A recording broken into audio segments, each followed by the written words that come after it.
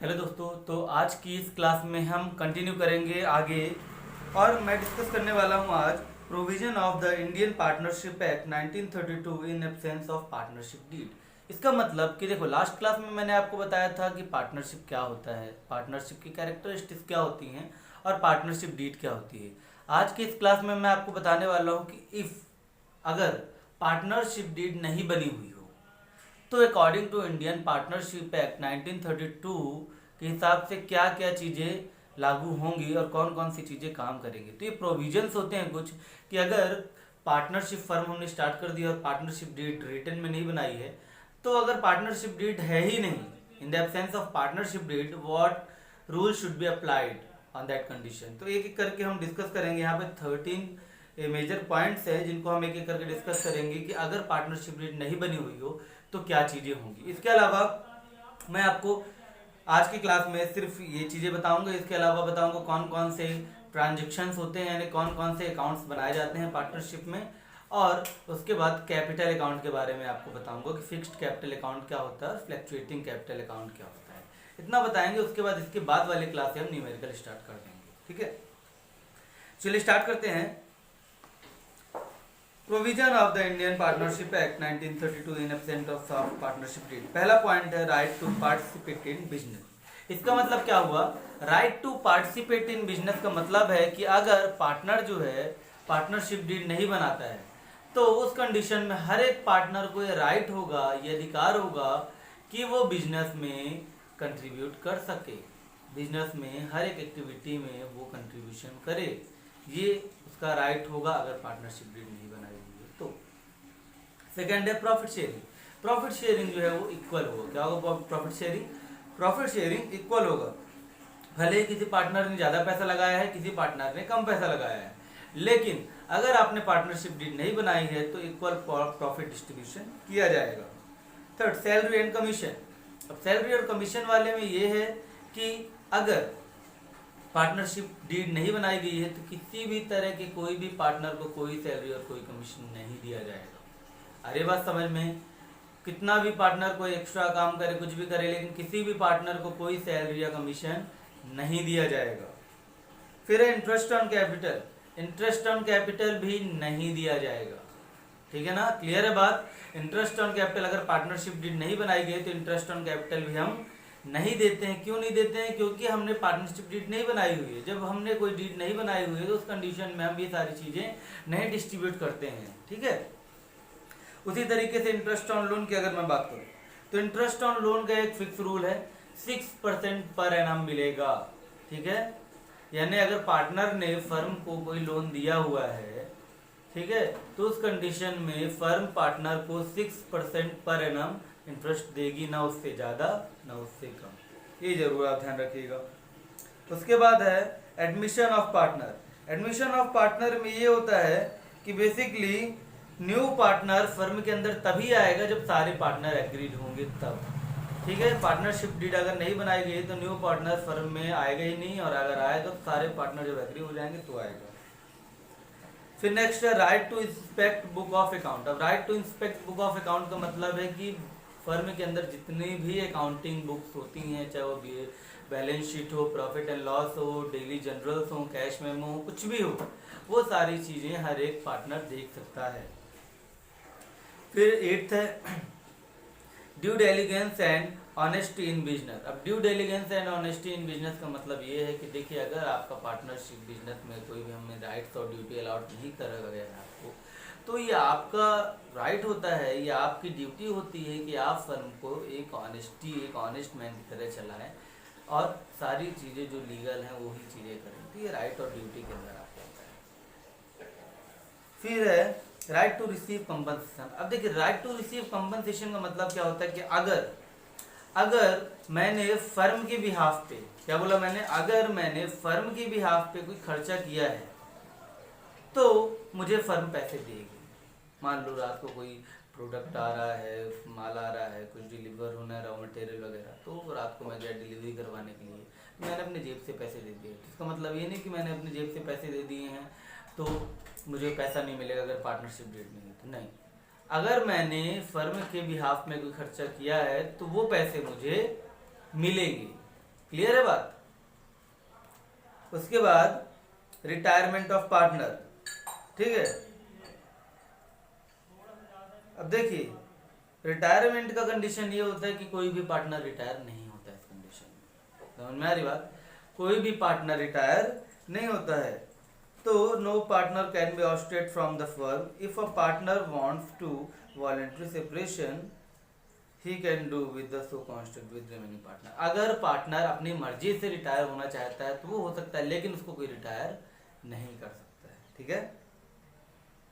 Dispute settlement, अब dispute settlement का तो सीधा सीधा कोर्ट वगैरह में कोई मामला जाएगा नहीं, ठीक है। तो डिस्प्यूट में ये है कि मेजॉरिटी बेस पे होगा, 5 पार्टनर है, 3 पार्टनर जिसके लिए एग्री करेंगे तो 2 को एग्री करना ही पड़ेगा उस चीज़ के लिए, तो इसको बोलते हैं मेजॉरिटी बेस पे। फिर यूज ऑफ बिजनेस एसेट, अब यूज ऑफ बिजनेस एसेट में कोई भी पार्टनर अपने पर्सनल यूज के लिए किसी भी तरह का एसेट यूज नहीं करेगा, समझ में आ रही बात। कोई भी पार्टनर अपने पर्सनल यूज के लिए फर्म की किसी भी एसेट का यूज नहीं करेगा। लास्ट है इंटरेस्ट ऑन ड्राइंग, तो इंटरेस्ट ऑन ड्राइंग का मतलब है कि जब पार्टनर अपने पर्सनल यूज के लिए बिजनेस से पैसे निकालता है तो यहाँ पे ड्राइंग की कोई फैसिलिटी अगर है भी तो इंटरेस्ट की कोई फैसिलिटी नहीं है। अगर ड्राइंग निकाल भी रहा है पार्टनर, ठीक है, तो उसके लिए तो कोई हमारा रूल नहीं है ड्राइंग के लिए, चाहे तो निकाले, लेकिन उसके इंटरेस्ट उसको कोई भी नहीं देना पड़ेगा, यानी इंटरेस्ट ऑन ड्राइंग भी 0 होगा। क्लियर है बात। तो ये मैंने 13 पॉइंट आप लोगों को बताया, ठीक है ना। तो उसके बाद हम आगे चलते हैं next, recording transaction in the book of partnership firm. तो इसमें मैं सिंपल आपको ये बताऊंगा कि पार्टनरशिप फर्म में जब हम पार्टनरशिप अकाउंट बनाते हैं तो कौन कौन से अकाउंट बनाए जाते हैं। तो देखिए सबसे पहले profit and loss appropriation account बनाते हैं, profit and loss appropriation account. तो पहला अकाउंट जो हम बनाते हैं वो कौन सा होता है, profit and loss appropriation account. अब आप बोलोगे कि प्रॉफिट एंड लॉस अकाउंट पढ़ा था आपने, profit and loss appropriation account क्या होता है। तो एक बात समझिए, profit and loss appropriation account क्या होता है। ये अकाउंट जो है वो प्रॉफिट एंड लॉस अकाउंट बनाने के बाद बनाया जाता है, यानी बेसिकली जब हम इस चैप्टर के न्यूमेरिकल लगाएंगे तो हमें सीधे प्रॉफिट एंड लॉस एप्रोप्रिएशन ही बनाना है, क्योंकि प्रॉफिट एंड लॉस अकाउंट बना दिया गया है हमारे लिए, और इस चैप्टर के क्वेश्चंस में हमें सीधा नेट प्रॉफिट दिया होगा, ठीक है। तो profit and loss appropriation account का मतलब ये होता है कि after distribution the profit and loss the partner also will distribute the profit. समझ में आ रही बात भाई, प्रॉफिट निकल के आ गया नेट, लेकिन अगर एक पार्टनर होता है यानी एक ऑनर होता तो वो प्रॉफिट लेके जाता घर, लेकिन इसमें एक से ज्यादा पार्टनर है, तो इस कंडीशन में क्या होगा, पार्टनर्स को आपस में भी इंटरेस्ट ऑन कैपिटल लेना पड़ेगा। अगर कंडीशन में होगा तो इंटरेस्ट ऑन कैपिटल प्रॉफिट के अंदर तो आएगा नहीं, तो सबसे पहले हम जो नेट प्रॉफिट उसमें इंटरेस्ट ऑन कैपिटल देंगे, फिर उसके बाद किसी पार्टनर को कोई कमीशन वगैरह देना है तो देंगे, किसी पार्टनर को कोई सैलरी वगैरह देना है तो देंगे, किसी पार्टनर ने ड्राइंग वगैरह निकाली है तो इंटरेस्ट ऑन ड्राइंग जो है वो देगा पार्टनर फर्म को। ये सारी चीजें देने के बाद फर्म के पास जो पैसा बचता है फिर वो पैसा जो है पार्टनर अपने प्रॉफिट एंड लॉस रेशियो में लेते हैं इन पैसों को देने के बाद। तो इसीलिए हम profit and loss appropriation account बनाते हैं, इसके अंदर हम प्रॉफिट से net profit for the partner निकालते हैं, interest on capital, salary, commission, manager salary, ये सारी चीज़ निकाली, यानी पार्टनर्स का आपस में जो खर्चा होता है वो भी इसमें काटा जाता है, ठीक है। उसके बाद जो है profit and loss appropriation account बना दिया, उसके बाद हमने पार्टनर्स को प्रॉफिट एंड लॉस डिस्ट्रीब्यूट कर दिया, ठीक है। अब प्रॉफिट एंड लॉस डिस्ट्रीब्यूट कर दिया, तो जब हम प्रॉफिट एंड लॉस डिस्ट्रीब्यूट करते हैं तो प्रॉफिट एंड लॉस डिस्ट्रीब्यूट करने के बाद पार्टनर्स का भी तो सेपरेट कोई अकाउंट होगा। तो जब हम पार्टनर्स का सेपरेट अकाउंट बनाते हैं तो उसको हम बोलते हैं पार्टनर्स कैपिटल अकाउंट। क्या बोलते हैं उसको हम, पार्टनर्स कैपिटल अकाउंट, ठीक है, समझ में आ रही बात। जब हम पार्टनर्स का सेपरेट अकाउंट बनाते हैं तो उसको हम बोलते हैं पार्टनर्स कैपिटल अकाउंट। तो profit and loss appropriation account बनाते हैं, उस profit and loss appropriation account से हमें interest on capital, salary, commission, net profit, ये सारी चीजें, ड्राइंग, ये सब मिल जाता है। अब जब ये सारी चीजें मिल गई तो हम बनाएंगे प्रॉफिट कैपिटल अकाउंट, ठीक है। अब इस बात को समझिए कैपिटल अकाउंट क्या होता है। कैपिटल अकाउंट 2 तरह के होते हैं। कितने तरह के होते हैं कैपिटल अकाउंट? कैपिटल अकाउंट 2 तरह के होते हैं, फिक्स्ड कैपिटल अकाउंट और फ्लक्चुएटिंग कैपिटल अकाउंट। कितने तरह के होते हैं? फिक्स्ड कैपिटल अकाउंट और फ्लक्चुएटिंग कैपिटल अकाउंट, ठीक है ना। अब एक बात समझिएगा, फिक्स्ड कैपिटल अकाउंट और फ्लक्चुएटिंग कैपिटल अकाउंट होते एक ही हैं, मतलब चीजें उसमें एक ही लिखी जाती हैं, लेकिन फिक्स्ड कैपिटल अकाउंट के अंदर हम उसको 2 भाग में बांट देते हैं। पार्टनर्स करेंट अकाउंट और पार्टनर्स कैपिटल अकाउंट, ठीक है, इस तरह बांट देते हैं। और फ्लक्चुएटिंग के अंदर सिर्फ पार्टनर कैपिटल अकाउंट ही होता है, ठीक है। अब इसका प्रोफार्मा जो है वो आपकी स्क्रीन में शो हो रहा होगा, ठीक है, कि प्रोफार्मा कैसा होता है इसका प्रोफार्मा देख सकते हैं आप कि किस तरीके से फ्लक्चुएटिंग कैपिटल अकाउंट और फिक्स्ड कैपिटल अकाउंट दोनों के अलग अलग प्रोफार्मा होते हैं, ठीक है। तो अभी मैं देख लेता हूं कि पार्टनर्स, देखिए profit and loss appropriation account का प्रोफार्मा हमें देखना है और पार्टनर्स कैपिटल अकाउंट और पार्टनर्स करेंट अकाउंट का, ठीक है। तो सबसे पहले चलिए मैं ये profit and loss appropriation account का प्रोफार्मा समझाता हूं आपको, ठीक है। क्या profit and loss appropriation account का प्रोफार्मा समझाता हूं, तो अभी आपके स्क्रीन में आ रहा होगा। देखिए तो सबसे पहले क्या है, net profit BD, sorry to net loss BD by net profit BD, पहली लाइन में देखिएगा, ठीक है। तो इसमें देखिए profit and loss appropriation account डाला, फिर for the year ended as on date डाल देंगे, फिर डेट पर्टिकुलर अमाउंट। उसके बाद अगर लॉस है, फर्म को लॉस हो रहा है तो टू नेट प्रॉफिट बीडी में आएगा, प्रॉफिट है तो टू नेट प्रॉफिट बीडी में आएगा, जनरली प्रॉफिट होता है, ठीक है। उसके बाद इंटरेस्ट ऑन कैपिटल, तो इंटरेस्ट ऑन कैपिटल मान लो दो पार्टनर है तो एक कैपिटल अकाउंट में डाल देंगे दोनों के इंटरेस्ट ऑन कैपिटल, देखो लिखा हुआ है सामने। सैलरी दे रहे हैं तो सैलरी लिख देंगे, कमीशन दे रहे हैं तो कमीशन लिख देंगे, ठीक है। उसके बाद अगर पार्टनर्स ड्राइंग वगैरह निकाल ले रहे हैं फर्म से पैसे तो वो भी लिख देंगे इंटरेस्ट ऑन ड्राइंग, कि भाई ड्राइंग में हमने क्या पैसा दिया, वो सारी चीजें लिख देंगे, ठीक है। उसके बाद क्या करेंगे हम, डेबिट और क्रेडिट साइड तो आपको पता ही होगा, तो डेबिट साइड के टोटल को क्रेडिट साइड के टोटल को दोनों को करेंगे और उसके बाद एक दूसरे से माइनस करेंगे, यानी क्रेडिट साइड के टोटल को डेबिट साइड के टोटल से माइनस करेंगे।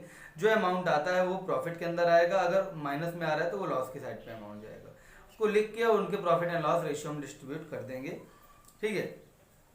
क्लियर बात, तो ये है profit and loss appropriation account का प्रोफार्मा, ऐसा होता है। जब हम न्यूमेरिकल सॉल्व करेंगे तो अच्छे समझ में आ जाएगा। और कैपिटल अकाउंट का प्रोफार्मा देख चुके हो एक बार, ठीक है ना। अब उसको समझाने की बात आती है तो समझा दूंगा मैं बाद में उसको, जब न्यूमेरिकल सॉल्व करेंगे तो उस टाइम पे समझा दूंगा, ठीक है। अब देख लेते हैं लास्ट चीज, फिक्स्ड कैपिटल अकाउंट और फ्लक्चुएटिंग कैपिटल अकाउंट, ठीक है। अब क्या देखना है हमें, फिक्स्ड कैपिटल अकाउंट और फ्लक्चुएटिंग कैपिटल अकाउंट में डिफरेंस देख लेते हैं हम, क्लियर। तो ये डिफरेंस अगर आप समझ लेंगे तो आपको फिक्स्ड कैपिटल अकाउंट और फ्लक्चुएटिंग कैपिटल अकाउंट समझ में आ जाएगा। तो सबसे पहला जो है बेसिस ऑफ डिफरेंस वो है बैलेंस, ठीक है। बैलेंस में क्या बोल रहा है, the balance of this account will always be credited, समझ में आ रही बात। फिक्स्ड कैपिटल अकाउंट में क्या बोल रहा है, the balance of this account will always be credited, यानी कि इसका जो टोटल होता है वो क्रेडिट साइड पे ही होता है। लेकिन फ्लक्चुएटिंग का क्या होता है, the balance of this account generally should have credit balance but it may sometimes have debit balance, यानी कि डेबिट और क्रेडिट दोनों हो सकता है, लेकिन फिक्स्ड में सिर्फ क्रेडिट साइड पे ही जाएगा। क्यों, क्योंकि इसमें सिर्फ उनका सिंगल अमाउंट ही लिखा जाता है, ठीक है ना। इसके अलावा कोई अमाउंट लिखा नहीं जाता है तो उसको साइड चेंज करने का सवाल ही नहीं उठता है। फिर आइटम टू बी रिकॉर्डेड, इसमें क्या बोल रहा है, only record of capital is made in this account. तो फिक्स्ड कैपिटल अकाउंट में सिर्फ कैपिटल से रिलेटेड अमाउंट जो है वो लिखा जाता है, लेकिन फ्लक्चुएटेड में हम कैपिटल से के अलावा interest on capital, salary, profit, drawing सब लिख देते हैं, ठीक है। उसके बाद नेक्स्ट है सुटेबिलिटी ऑफ कैपिटल। अब सुटेबिलिटी ऑफ कैपिटल में क्या बोल रहा है, the amount of capital always remain fixed, यानी फिक्स्ड में जो कैपिटल का अमाउंट है वो हमेशा फिक्स होता है, लेकिन फ्लक्चुएटिंग में वो अमाउंट चेंज होता रहता है, ठीक है। उसके बाद फोर्थ नंबर है करेंट अकाउंट। तो along with capital account the current account is also open, यानी कैपिटल अकाउंट के साथ हम करेंट अकाउंट भी बनाते हैं, दो बनाते हैं फिक्स्ड के अंदर, जैसे मैंने बताया था, ठीक है। लेकिन फ्लक्चुएटिंग के अंदर क्योंकि हम एक ही अकाउंट में सारी चीजें लिख देते हैं, हमें कोई एक्स्ट्रा अमाउंट या कोई एक्स्ट्रा अकाउंट खोलना नहीं पड़ता है, ठीक है। तो आई होप आपको समझ में आया होगा जितनी चीजें मैंने समझाई हैं, ठीक है। इसके पहले वाली वीडियो अगर आपने नहीं देखी है तो देख लीजिए, उसमें मैंने पार्टनरशिप के बेसिक कॉन्सेप्ट, पार्टनरशिप डीड और कैरेक्टरिस्टिक्स को बताई है। इस वीडियो में मैंने बाकी की बची हुई थ्योरी समझा दी है। अब आगे आने वाली वीडियो में मैं आपको समझाऊंगा न्यूमेरिकल क्वेश्चन, क्लियर है। तो न्यूमेरिकल क्वेश्चन की सीरीज हम आगे आने वाले क्वेश्चन में स्टार्ट करेंगे आगे आने वाली क्लास में। अगर आपको ये वीडियो पसंद आई हो तो चैनल को लाइक और सब्सक्राइब